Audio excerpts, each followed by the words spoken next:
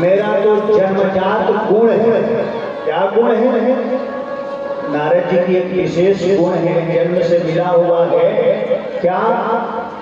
उनको इधर का उधर एक दूसरे में लड़ाना बझाना नारद जी का जन्मजात गुण है। तो नारद जी सोचे कि इस गुण का प्रयोग क्यों न करूं, तो कोई सुखदेव जी का जन्म हो जाएगा। तो नारद सोचे कि मैं क्या करूं। नारद जी के मन में आया कि मैं अपने माता पिता को तो रोज लड़ते झगड़ते देखा, ब्रह्मा और ब्रह्माणी तो मेरे कारण इतना घर घर से बुलाना आता है कि दोनों लोग मेरे को लेकर के आपस में लड़ते झगड़ते रहते हैं। तो नारायण ने सोची कि मैं अपने माता पिता को तो लड़ते हुए देखा हूं और लक्ष्मी नारायण को भी कई बार मैं लड़ा दिया। तो लक्ष्मी नारायण को भी लड़ते हुए मैं देखा हूं कि लक्ष्मी नारायण कैसे लड़ते हैं, उनको भी मैं देख लिया हूं, अपने माता पिता को भी देख लिया हूं। लेकिन आज तक कभी भोले बाबा और पार्वती माता को मैं लड़ते हुए नहीं देखा हूं। नारायण जी सोचे कि ब्रह्मा ब्रह्माणी को लड़ते देखा हूं, नारायण लक्ष्मी को लड़ते हुए देखा हूं, लेकिन शिव पार्वती को कभी मैं लड़ते हुए नहीं देखा हूं। और ये जो कथा सुन रहे हो इसमें कलयुग में विशेष प्रभाव है और कलयुग का पहचान भी है। कलयुग का विशेष पहचान क्या है? सोचोगे कि कलयुग आ गया है, अभी कलयुग नहीं आया। क्यों नहीं आया है? कलयुग तो है। कलयुग का आयु है 4,32,000 वर्ष। 4,32,000 वर्ष में केवल 5,100 वर्ष बीता। सोच 27 लाख, अभी 4,27,000 तब कलयुग का है। अभी कलयुग नहीं, कलयुग तो जैसे नवजात शिशु जन्म लेगा तो जन्म लेगा छोटा बालक क्या करेगा? माता के गर्भ से नवजात शिशु जन्म लेकर को क्या करेगा? कुछ बना बिगाड़ पाएगा? वो तो नवजात शिशु है। उसी तरह से कलयुग तो अभी बालक नवजात शिशु, जब जवान होगा तब ना अपना प्रभाव दिखाएगा अच्छा बुरा। तो जब जवान होगा तो इसका पहचान क्या है कि कैसे कलयुग का पहचान है? कलयुग जवान हो गया तो इसका पहचान है, इसी भागवत में लिखा है कि कन्या विक्रीडितो दंपति नाम चकलनम तरुणी पर्वतागे श्यालको बोधिदायक। क्या पहचान है कलयुग को कि बड़ा से जवान कब होगा, कैसे होगा? तो इसका पहचान है कि जब कलयुग जवान हो जाएगा तो क्या होगा? लोग क्या करेंगे कि बेटी पैदा करेंगे लेकिन पैसा पे बेटी को बेचेंगे। अभी तो बेटा वाला ना रहे हैं, यदि छोटा बड़ा सा भी बेटा इंजीनियर हो गया या सरकारी एक चपरासी भी हो गया तो बेटी वाला का पूरा घर बेच करके दे दो। अभी तो ये है ना। लेकिन जब जवानी पे कलयुग आएगा तो क्या होगा कि बेटी को लोग पैदा करेंगे लेकिन पैसा पे बेटी को बेचेंगे। कन्या बिक्री तो लोग बिक्रे करेंगे।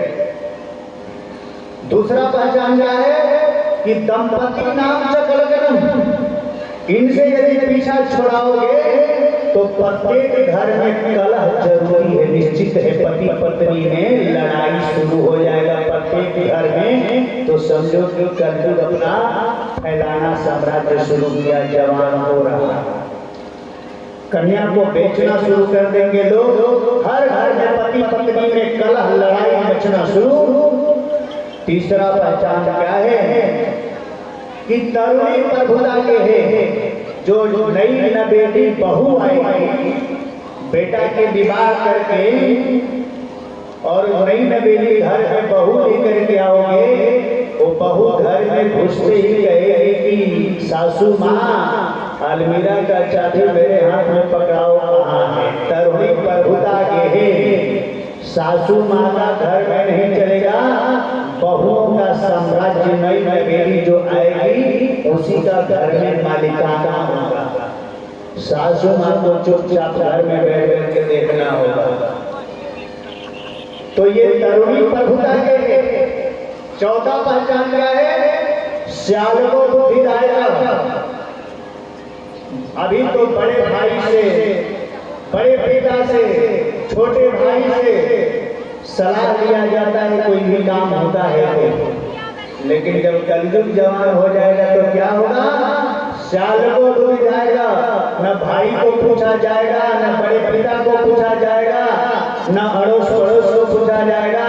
ससुराल से साला को बेटे के बेटा के विवाह में बुलाया जाएगा और पैसा वाला बैग उनके हाथों में पकड़ा दिया जाएगा कि आप ही का मालिकाना रहेगा बेटी के विवाह में, बेटा के विवाह में।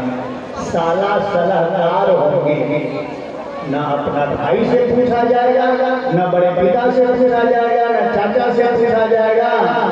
ससुराल से ससुराल को बुला करके दिया जाएगा सलाह। तो जरा ध्यान रखना, ब्रजवासी लोग ब्रज के भाषा में कहते हैं कि दीवार बिगाड़ो आरो। घर बनाते हो तो जगह जगह अलमारी, एक ही कमरे में 25 अलमारी बना दोगे तो दीवार कमजोर हो जाएगा, ऊपर बैठ जाएगा, कोई ठिकाना नहीं। तो दीवार बिगाड़ो आरो और घर बिगाड़ो सारो। यदि घर में ससुराल के साला का प्रवेश हो गया तो समझो कि आपका कल्याण का निश्चित ही है। एक कलयुग का प्रभाव है। कन्या में तोड़ो दंपति नाम चक्र तरुणी प्रभुता के हे श्याल को बुद्धिदायका। तो यहाँ पे देख रहे हैं नारद जी के मन में आया कि ब्रह्मा मेरे माता पिता को मैं लड़ते देखा हूँ, लक्ष्मी नारायण को लड़ते देखा हूँ, लेकिन शिव पार्वती को तो कभी लड़ते देखा नहीं हूँ। जरा उनको भी लड़ा के देखो कि वो लोग कैसे लड़ते हैं। और आज सीधे अपना वीणा को नारद जी उठाए और सीधे कैलाश यात्रा कर दिए। श्रीमन नारायण नारायण नारायण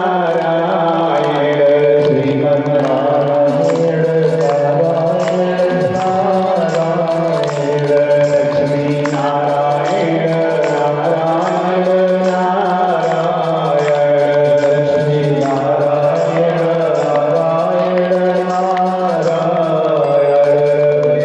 नारायण भगवान की। आज जो है सीधे वीणा बजाते हुए नारद जी पहुंच गए कैलाश पे। और जब कैलाश पे गए तो भोले बाबा बाहर बैठ करके पूजा कर रहे थे। पूजा कर रहे थे हाथ में माला लेकर के। और नारद जी जो है सीधे कैलाश पे जाकर के भोले बाबा से वो बिना बोले ही पार्वती माता के कुटिया में घुसने लगे। भोले बाबा माला लेके इशारा कर रहे हैं, अरे नारद कहाँ जा रहे हो? इशारा कर रहे हैं, माला लिए हैं, बोल तो सकते नहीं। रोकने का प्रयास कर रहे हैं। नारद जी कह रहे हैं करते रहो, मुझे कोई परवाह नहीं। और ना भोले बाबा करते रह गए। सीधे नारद जी पार्वती माता के कुटिया में गए। पार्वती माता बैठी हुई थी। देखते ही नारद जी को घड़ी घड़ी, अरे नारद आओ आओ, तुम्हारा कैसे आना हुआ? कैसे आना हुआ? बहुत दिनों के बाद आए हो। अरे अब कहीं आते जाते नहीं हो क्या? इतने दिनों के बाद कैसे कैलाश याद आ गया? कैसे कैसे आए हो बताओ? बहुत दिन हो गया। नारद जी बोले कि माँ मैं सब जगह आना जाना बंद कर दिया हूँ। क्यों बंद कर दिए हो? कहाँ है? इसलिए मैं डर गया हूँ माँ कि कहीं भी जाओ किसी भी घर में शांति नहीं दिखाई पड़ती है। सब जगह लड़ाई झगड़ा, पति पत्नी में कलह। इसलिए हर जगह जाना आना बंद कर दिया। पार्वती माता बोली कि नारद यहाँ पे थोड़ा धीरे से बोलो। क्यों धीरे से बोलो? इसलिए धीरे से बोलो कि अभी जो है हमारे घर में ऐसा कुछ नहीं। हमारे घर में लड़ाई झगड़ा तुम्हारी कृपा से अभी नहीं है। मन ही मन नारायण जी बोले कि वही कृपा करने के लिए तो मैं आया। करीब जरा धीरे बोलो, हमारे घर में ऐसा नहीं, हमको दो पति